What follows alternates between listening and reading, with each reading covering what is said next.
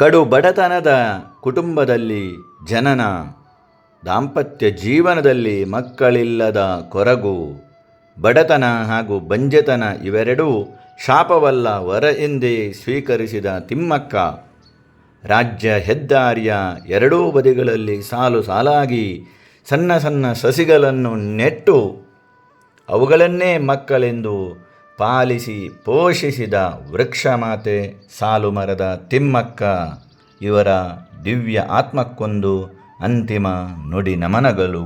ದಾರಿದ್ರ್ಯಂ ಪರಮೌಷಧಂ. ಸ್ನೇಹಿತರೆ, ಇದೊಂದು ಸುಭಾಷಿತವನ್ನು ನಮಗೆ ಹಿರಿಯರು ಕಲಿಸಿಕೊಟ್ಟಿದ್ದಾರೆ. ಇದರ ಅರ್ಥ ಏನಪ್ಪ ಅಂತ ಹೇಳಿದರೆ, ಬಡತನವೇ ಒಂದು ವರ. ಬಡತನವನ್ನು ಯಾವತ್ತಿಗೂ ನಾವು ಶಾಪ ಅಂತ ಸ್ವೀಕರಿಸಬಾರದಂತೆ. ಇದಕ್ಕೊಂದು ಜ್ವಲಂತ ಉದಾಹರಣೆ ಸಾಲುಮರದ ತಿಮ್ಮಕ್ಕ. ಈಕೆಯ ಜನನ 1911 ಕಡು ಬಡತನದ ಕುಟುಂಬದಲ್ಲಿ ಈಕೆಯ ಜನನ. ಹಸಿವನ್ನು ನೀಗಿಸಲು ಮತ್ತೊಬ್ಬರ ತೋಟದಲ್ಲಿ ಹೋಗಿ ಕೆಲಸ ಮಾಡುವಂತಹ ಕಷ್ಟದ ಪರಿಸ್ಥಿತಿ ಈ ಕುಟುಂಬಕ್ಕಿತ್ತು. ಹಾಗಾಗಿ ಈ ತಿಮ್ಮಕ್ಕ ಕೂಡ ತನ್ನ ತಂದೆ ತಾಯಿಯರೊಂದಿಗೆ ಪರರ ತೋಟಕ್ಕೆ ಹೋಗಿ ಕೆಲಸ ಮಾಡಲು ಪ್ರಾರಂಭ ಮಾಡಿದ್ದಳು. ಆದ್ದರಿಂದ ಈಕೆಗೆ ಸಣ್ಣ ಪ್ರಾಯದಲ್ಲಿಯೇ ಕಷ್ಟದ ಅನುಭವವಾಗಿತ್ತು. ಆ ಸಮಯದಲ್ಲಿ ಬಾಲ್ಯ ವಿವಾಹದ ಕಾರಣ ಈಕೆಗೂ ಕೂಡ ಸಣ್ಣ ಪ್ರಾಯದಲ್ಲಿ ವಿವಾಹವೂ ಆಗಿತ್ತು. ಚಿಕ್ಕಯ್ಯನೊಂದಿಗೆ ದಾಂಪತ್ಯ ಜೀವನ ಪ್ರಾರಂಭವಾಗಿತ್ತು. ಮದುವೆವಾಗಿ ಹಲವು ವರ್ಷಗಳಾದರೂ ಕೂಡ ಈ ದಂಪತಿಗಳಿಗೆ ಮಕ್ಕಳೇ ಆಗಲಿಲ್ಲ.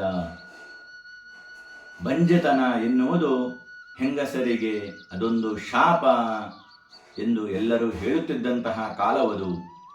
ಆದರೆ ಆ ಬಂಜೆತನವನ್ನು ತನಗೆ ಬಂದ ಶಾಪ ಎಂದು ಈಕೆ ಯಾವತ್ತಿಗೂ ಗ್ರಹಿಸಲಿಲ್ಲ.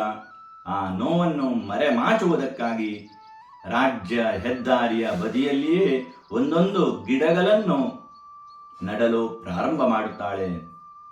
ಆ ಗಿಡಗಳಿಗೆ ನೀರನ್ನು ಹಾಕಿ ಒಳ್ಳೆಯ ರೀತಿಯಲ್ಲಿ ಪೋಷಿಸುತ್ತಾಳೆ ಕೂಡ.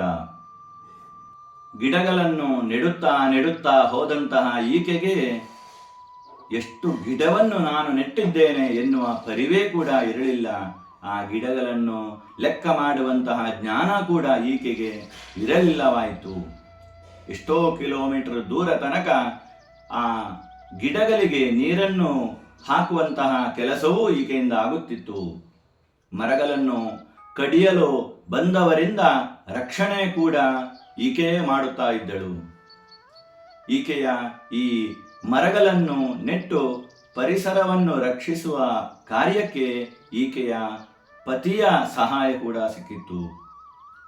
ಸಾಧಾರಣ 1992 ಇಸವಿಯಲ್ಲಿ ವರದಿಗಾರನೊಬ್ಬ ಈಕೆ ನೆಟ್ಟಂತಹ ಮರಗಳನ್ನು ಲೆಕ್ಕ ಮಾಡಿದಾಗ ಅಷ್ಟರ ತನಕ ಸಾಧಾರಣ 400ಕ್ಕಿಂತಲೂ ಹೆಚ್ಚು ಆಲದ ಮರಗಳನ್ನು ಈಕೆ ನೆಟ್ಟು ಸಾಕಿ ಸಲಹಿದ್ದಳು. ತನಗೆ ಮಕ್ಕಳಿಲ್ಲ, ಬಂಜೆತನ ಬಂದಿತ್ತು ಎನ್ನುವ ಕೊರಗು ಈಕೆ ಮಾಡುತ್ತಾ ಇದ್ದಲ್ಲಿ ಇಷ್ಟು ದೊಡ್ಡ ಸಾಹಸದ ಕಾರ್ಯ ಈಕೆಯಿಂದ ಸಾಧ್ಯವಾಗುತ್ತಲೇ ಇರಲಿಲ್ಲ. ಬಡತನವೆನ್ನುವುದು ಒಂದು ವರ, ಹಾಗೆ ಬಂಜೆತನ ಎನ್ನುವುದು ಕೂಡ ಈಕೆಯ ಪಾಲಿಗೆ ವರವಾಗಿ ಸ್ವೀಕರಿಸಿದ್ದಳು. ಆದ್ದರಿಂದ ಇಷ್ಟು ದೊಡ್ಡ ಪರಿಸರವನ್ನು ರಕ್ಷಿಸುವ ಕಾರ್ಯ ಈಕೆಯಿಂದಾಗಿತ್ತು. ಇತರರು ಹೇಳುತ್ತಾ ಇದ್ದಂತಹ ಬಂಜೆ ಬಂಜೆ ಎನ್ನುವಂತಹ ಕುಹಕದ ಮಾತುಗಳಿಗೆ ಈಕೆ ಕಿವಿ ಕೊಡುತ್ತಿದ್ದಲ್ಲಿ ಖಂಡಿತ ಇಂದಿಗೆ ಇಷ್ಟು ದೊಡ್ಡ ಸಾಹಸ ಈಕೆಯಿಂದ ಆಗುತ್ತಾ ಇರಲಿಲ್ಲ. ಬಡತನ ಹಾಗೂ ಬಂಜೆತನ ಎನ್ನುವುದು ಒಂದು ಶಾಪವೆಂದು ಈಕೆ ಗ್ರಹಿಸಲೇ ಇಲ್ಲ. ಆದ್ದರಿಂದ ಈ ಬಡತನ ಹಾಗೂ ಬಂಜೆತನ ಈಕೆಗೆ ವರವೇ ಆಗಿತ್ತು. ಅನಕ್ಷರಸ್ಥ ಈ ತಿಮ್ಮಕ್ಕಳಿಂದಾಗಿ ದೊಡ್ಡ ಪರಿಸರದ ಕಾರ್ಯ ಈಕೆಯಿಂದಾಗಿತ್ತು. ಪದ್ಮಶ್ರೀ ಪ್ರಶಸ್ತಿಯನ್ನು ಕೊಟ್ಟಂತಹ ರಾಷ್ಟ್ರಪತಿಯ ತಲೆಯ ಮೇಲಿಟ್ಟು ಆಶೀರ್ವಾದ ಮಾಡುವಂತಹ ದೊಡ್ಡ ಸಂತತನ ಈಕೆಯಲ್ಲಿತ್ತು ಸ್ನೇಹಿತರೆ. ಆದ್ದರಿಂದ ಬಡತನವು ಒಂದು ವರ ಎನ್ನುವುದಕ್ಕೆ ಈ ಸಾಲು ಮರದ ತಿಮ್ಮಕ್ಕ ಜ್ವಲಂತ ಉದಾಹರಣೆ. ಸ್ನೇಹಿತರೆ, ಅತ್ಯಂತ ಕಡು ಬಡತನದಲ್ಲಿ ಬೆಳೆದ ಈ ತಿಮ್ಮಕ್ಕ ಅನಕ್ಷರಸ್ಥೆ. ಆದರೂ ಕೂಡ ಈಕೆಯ ಜೀವನದ ಸಾಹಸಗಾಥೆ ಎಲ್ಲ ಮಕ್ಕಳಿಗೂ ಕೂಡ ಕಲಿಸಲಾಗುತ್ತಿದೆ. 1911 ಜನಿಸಿದ ಈಕೆ 2025 ನವೆಂಬರ್ 14 ಮಕ್ಕಳ ದಿನಾಚರಣೆಯಂದು ತನ್ನ ಕೊನೆಯ ಶ್ವಾಸವನ್ನು ತೆಗೆದುಕೊಂಡಿದ್ದರು. ಇಹಲೋಕದ ಯಾತ್ರೆಯನ್ನು ಮುಗಿಸಿ ಹೋದಂತಹ ಆಕೆ ಜನನವಾಗುವಾಗ ಶ್ವಾಸ ಇತ್ತು, ಹೆಸರಿರಲಿಲ್ಲ. ಆದರೆ ಹೋಗುವಾಗ ಶ್ವಾಸ ಇರಲಿಲ್ಲ. ಆದರೆ ತನ್ನ ಹೆಸರು ಸಾಲು ಮರದ ತಿಮ್ಮಕ್ಕ ಎನ್ನುವುದು ಅಜರಾಮರವಾಗುವಂತೆ ಮಾಡಿದ್ದಾಳೆ. ಈಕೆಗೆ ನಮ್ಮ ಅಂತಿಮ ನುಡಿ ನಮನಗಳು. ಶಕ್ತಿಂ ಕರೋತಿ ಸಂಚಾರೇ ಶೀತೋಷ್ಣೆ ಮರ್ಷಯತ್ಯಪಿ ದೀಪವತ್ಯುದರೇ ವನ್ಹಿಂ ದಾರಿದ್ರ್ಯಂ ಪರಮೌಷಧಿಂ.